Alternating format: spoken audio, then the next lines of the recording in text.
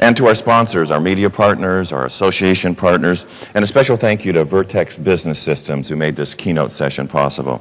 I wanted to say thanks to you as well for being part of this. You really are part of moving the industry forward when you attend.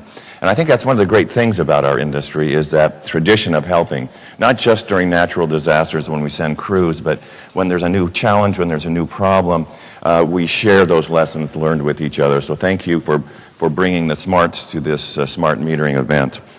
Our theme this year is Smart Meters, Smart Grid, Smart Consumers, and Smart Conference. So thanks for the energy and ideas you're bringing.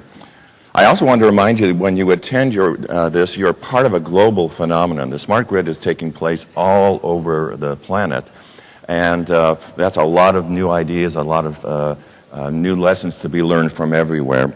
So I think it's very fortunate that we have a global conference company presenting this event. Spintelligent and its parent Clarion produces more than 20 smart grid and related events all around the world every year. And over the last decade, they've welcomed more than 50,000 delegates from more than 200 countries to their smart grid events.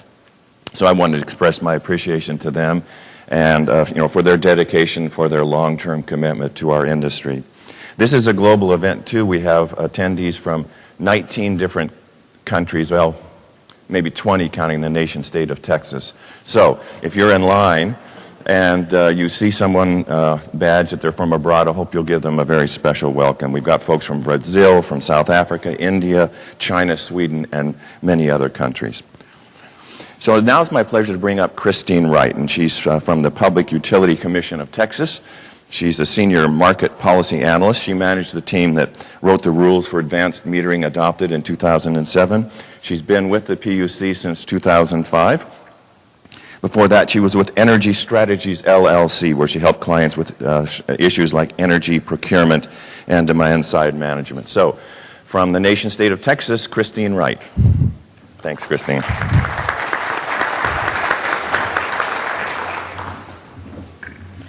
Thank you very much, Jesse. Good morning.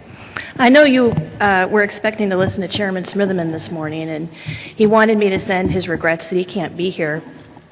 There was an important meeting that got scheduled, and he was required to go to that. So he did share some of his thoughts with me, so even though it won't be him, it's almost like he's here because I'm saying a lot of the words and a lot of the messages that he would have given to you today.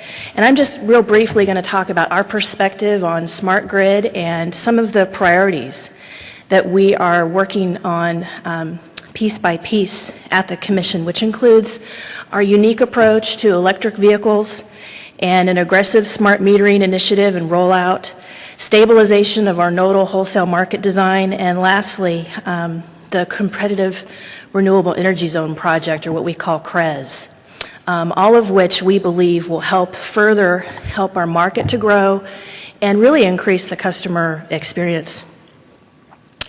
I was reminded this morning of a humorous story that I heard recently, and while at a conference, a man noticed an Asian gentleman walk into the banquet room and take a seat and really didn't seem to know anyone and didn't say anything. And so this man thought that he would help the gentleman understand English and picked up a fork and said, "This be forky," and then picked up a spoon and said, "This be spoony," and knife and said, "This be knifey." And the gentleman nodded very courteously and didn't say anything. To the man's surprise, the gentleman stood up and gave the keynote address that morning in flawless English.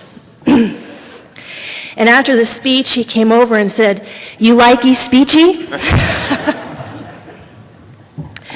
I thought of that because I'm sure that some of you may take note that in Texas we are deregulated and we're not under FERC jurisdiction, and in some ways it may seem like we're speaking a different language. But we too are addressing a lot of the same challenges in the energy industry that you are addressing, and there are some similarities, dealing again with electric vehicles, smart metering, integration of renewable. So let me highlight just a few of the items, starting with CREZ, Competitive Renewable Energy Zones. You can't talk about the smart grid without talking about building the transmission. And the Commission selected a project that when completed will have over 18,000 megawatts of transfer capacity. And this has included the approval of over 30 projects. All but 2 are underway. And this will allow us to transmit wind as well as other sources from the Panhandle and Central West Texas region into where the load centers are, which include San Antonio and Austin and Dallas. And so that has been a huge initiative for us at the Commission. Secondly, talking about enhancing the customer experience and customer choice. As I'm sure you know, the market opened literally overnight to about 6 million customers in 2002. And so at the Commission, we don't regulate rates, but we do oversee that competitive market. And we also continue to oversee traditional cost of service regulation in areas like Entergy, El Paso, and in the Panhandle. And what we have seen since the market opened, especially in the last 2 years, is the prices have lowered significantly in the wholesale market as well as in the retail market. And the market has provided different offers to customers in terms of the products that they can get, which include renewable, green rates, long-term and short-term prices. The average 2001 residential price was 10.6 cents per kilowatt hour before the market opened. And as of December 1st, 2010, the average residential rate was 7 cents per kilowatt hour. And you can go on to powertochoose.org today and look at rates as low as 7 cents for a whole host of products, including some of the renewable offerings. Product differentiation and choice, I think, will be further continued with the integration of smart metering, and that's been one of my major areas of focus. We are approaching in ERCOT 3 million smart meters, and by the end of 2013, we'll have over 6 million in ERCOT. And these meters are home area network enabled. They record electricity in 15-minute increments and adhere to ANSI standards. And one of the things that we're particularly proud of at the Commission was the development of Smart Meter Texas, and that's smartmetertexas.com. And instead of having each of the IOUs in ERCOT build their own portal, their own website for customers to access their data once they received a smart meter, the utilities worked with the Commission and with parties and built a joint portal, which has allowed for interoperability among the utilities in the state and also for cost savings. I think smart meters, too, will likely offer future yet-to-be-realized benefits, and our chairman is the new proud owner of a Chevy Volt. And even though he's not in an area open to competition, he does look forward to time-of-use pricing so that he can better use his car. Talking about electric vehicles, there may be some interesting items that you might not be aware of. We've taken a hands-off approach at the Commission. We have not provided any rules or standards yet that would apply to electric vehicles. And what has happened is the market has responded in offering charging stations. NRG recently unveiled one of the nation's first 480-volt direct current fast chargers at a Walgreens here in the Dallas-Fort Worth area. And this charger will be one of the planned 120 chargers that NRG intends to install and maintain in the Dallas area. NRG has also announced that they're privately funding their 480-volt and 240-volt stations. And then in September of last year, TXU Energy also announced that it was investing in at least a dozen charging stations in the Dallas-Fort Worth area, and are working. TXU Energy is working with the established EVgo network so that TXU customers can take advantage of the vehicles and have a monthly charging service option. In Austin, where I live, Austin Energy also plans to provide a subscription-based charging package for a fixed monthly fee. And so we have commitments from Whole Foods and Half Price Books and other other companies in Texas that have announced or already have the installation of chargers. So with that, there is a lot going on at Texas, and those are really our priorities at the Commission, all intended to really further the competitive market and increase the customer experience. So with that, I will stop, and thank you for letting me address you this morning. Thank you, Kristen. Thank you, Christine. You know, from where I sit, the real benefits and possibilities of retail competition have really started to come to the fore in the last year, 18 months or something. And so thank you for those insights into what's gone on and what's going on next. Now I'd like to bring up Dan Sullivan. He's the Managing Director of North American Utilities for Vertex Business Systems. He spent 30 years in IT. Before joining Vertex in 2009, he was a partner at Accenture, which is the world's largest consulting firm. And before that, Vice President of North American Outsourcing for Capgemini. And he's here to bring up our keynote. Dan? Thank you. Thank you. Thank you, Jesse. On behalf of Vertex, welcome to Texas. I'm a native Texan myself. I live north now in the Midwest, but I just can't get out of the state of Texas. Another month from now might be a little warm to join, but I love the state. Welcome you all to the Metering Billing MDM America Conference, and I want to especially acknowledge Encore being our host utility.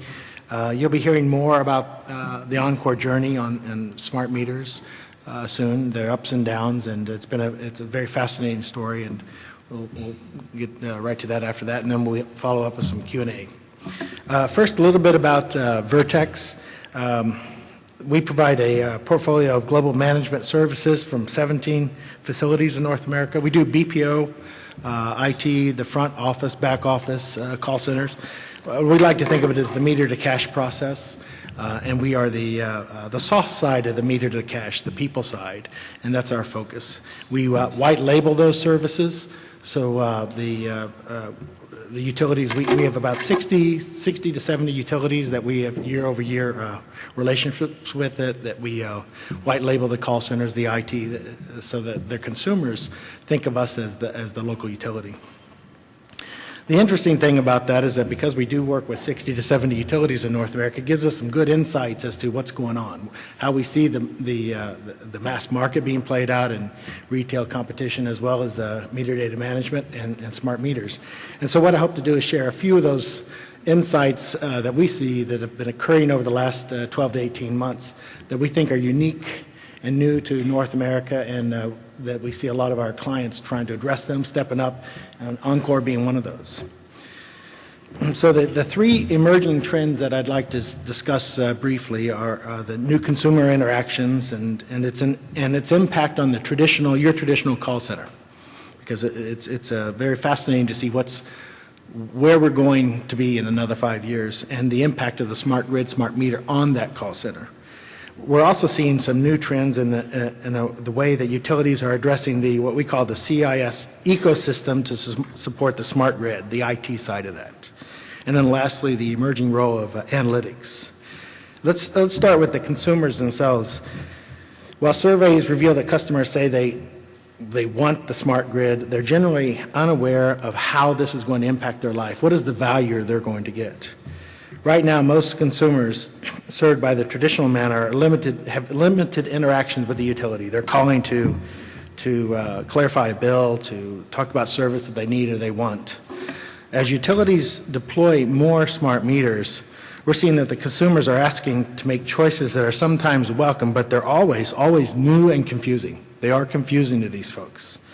As an industry, it's our job to counter that fear, that uncertainty, and that doubt, and to make sure that information consumers receive is accurate despite what they hear or from talk shows or on the internet. And this is the challenge we've seen in a number of jurisdictions around North America, is that for all the right reasons we're deploying the smart meters, the smart grids, but that message is being distorted. And so it's our role to address that. Now, what takes me to the first point, which is the consumer interactions. And this is, as one of the teachers of my kids say, this is our teachable moment. This is our moment of truth in the industry. We need to get our message out. We need to explain what's going on, like what we heard about what's going on in Texas, to the consumers. Once they get that information in hand, it's a much easier job for us to go deploy that and sell that value. That teachable moment is being delivered, as you know, through lots of different ways, through social media, IVRs, local TV programming. Where I live, there's a TV program every Sunday morning. Great program, goes for about 30 minutes, explaining the value. the social value of smart meters, smart grid, and the impact on the consumer. But of course, there's mailings, community chats, and one of the things that I encourage you to look at today is Encore has I called it a van, and they slapped me. It's not my van. It's a mobile experience center that's parked right outside the building, but it's a very impressive show of the technology, both in front of the meter as well as behind the meter. So it's a pretty